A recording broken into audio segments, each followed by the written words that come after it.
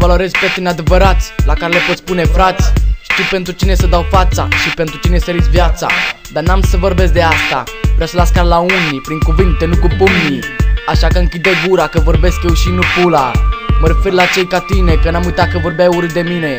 Așa că nu fă fățărie și nu zic am bune rime. Îmi dau seama și fără tine n-am voce ca să cânt pe la anunț, dar mesaje care merită să le asculți. Nu sunt la un nivel înalt, dar tu nu ajungi nici la înălțimea mea de coaie, că e mai deșteaptă ca tine și o oaie.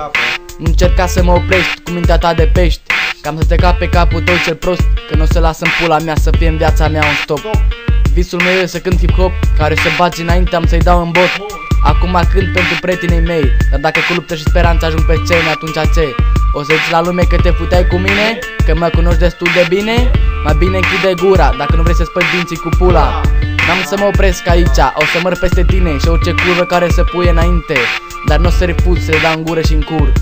Pe lumea asta există persoane diferite, unici ca mine, o mulțime de proști ca tine, cu coane mincinoase, târpe în pis de large, care cu vibratorul să mai satisface. Persoane mândri ca noi doi, din ceea ce facem ca să ascultați și voi.